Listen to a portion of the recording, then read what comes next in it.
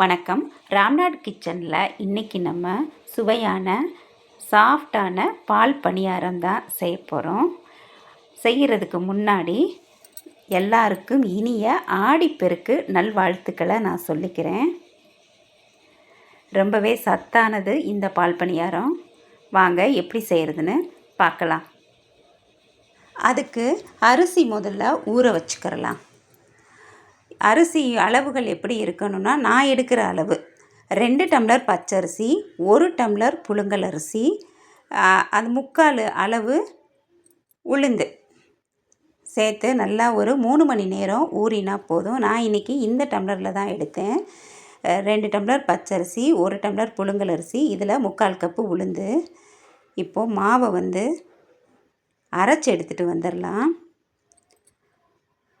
அரைக்கும்போது பார்த்திங்கன்னா தேங்காய் சேர்த்து அரைக்கணும். துருவின தேங்காய் சேர்த்து நாம் அரைச்சோம் அப்படின்னா மாவு ரொம்பவே சாஃப்டாக இருக்கும். அந்த வெள்ளை கலரும் கிடைக்கும். இப்போ தண்ணி ஊற்றி மாவோட பதம் நான் சொல்கிறேன். மாவு எடுக்கும்போதே உளுந்தோட அளவு நல்லா தெரியும் நமக்கு. நல்லா மாவு எப்படி இருக்கும்னா பிசு பிசுன்னு இருக்கும். உளுந்தோட அளவு அப்போ தான் நல்லாயிருக்கும். அந்த டெக்ஸ்சர் நம்மளுக்கு தெரியும். மாவு நல்லா பிசு பிசுன்னு இருக்கும்.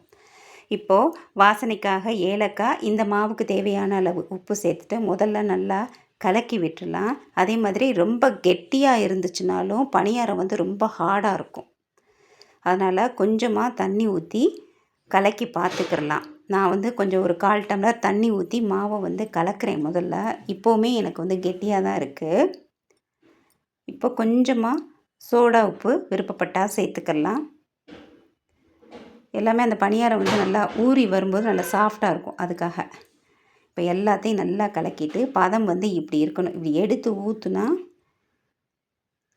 அந்த இடத்துல அப்படியே நிற்கிது பாருங்கள், அதுதான் பதம். ரொம்ப திக்காகவும் இருக்கக்கூடாது, ரொம்ப தண்ணியாகவும் இருக்கக்கூடாது. நல்லா கலக்கிட்டு ஒரு 5 நிமிஷம் வச்சுட்டு நாம் பணியாரங்களை ஊற்ற ஆரம்பிக்கலாம். இப்போது அதுக்கு இடையில நான் தேங்காவெல்லாம் நல்லா கீறி வச்சுருக்கேன். இப்போது அதை நான் பால் எடுத்துகிட்டு வந்துடுறேன். இன்றைக்கி சின்ன தேங்காய் 2 தேங்காய் எடுத்திருக்கேன். எடுத்துகிட்டு நல்லா ஃபில்ட்ரு பண்ணி பாலை அந்த பக்கம் நான் வச்சுருக்கேன். இப்போது கடலெண்ணெயில் தான் இன்றைக்கி பியூர் கடலெண்ணெயில் செய்ய போகிறோம். எண்ணெய் காயட்டும். பால் நம்மளுக்கு எந்த அளவுக்கு திக்காக வேணும்னா நல்லா திக்கான பாலாக வச்சுக்கலாம். இல்லை நம்மளுக்கு தண்ணியாக வேணும்னா தண்ணி பாலாக வச்சுக்கலாம். இப்போது மாவை ஊற்ற ஆரம்பிச்சிடலாம். எண்ணெய் ஹீட் ஆனதும் ஊற்ற ஆரம்பிச்சிடலாம். அதே மாதிரி கண்டிப்பாக மிதமான தீயில் வச்சு தான் ஊற்றணும். இப்படி ஊற்றின உடனே நல்லா புஷ்ஷுன்னு கிளம்பி வந்த உடனே இன்னொன்று நம்ம ஊற்றலாம்.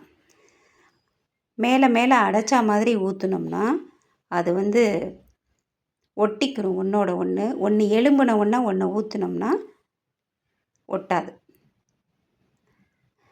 நல்லா ஃபஸ்ட்டு பணியாரமே நல்லா சூப்பராக வந்துருச்சு. எனக்கு நல்லா உப்பி உப்பி வருது. இப்போது திருப்பி போட்டுக்கலாம்.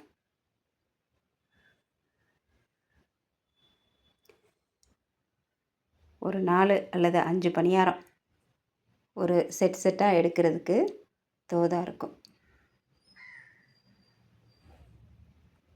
இப்போது பணியாரம் நல்லா வெந்துருச்சு. லேசாக கலர் மாறிடுச்சு. நம்ம எடுத்துடலாம். எடுத்துட்டு வடிகட்டி இருக்குல்ல, அதில் வச்சுக்கிறேன். நான்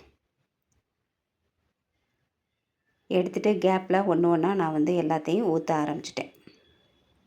நம்ம பால் எடுத்து வச்சுருந்தோம்ல, அதில் சேர்க்க ஆரம்பிச்சிடலாம். குறைஞ்சது ஒரு 10 நிமிஷம் அது ஊறுச்சுன்னா நல்லா சாஃப்டாக இருக்கும்.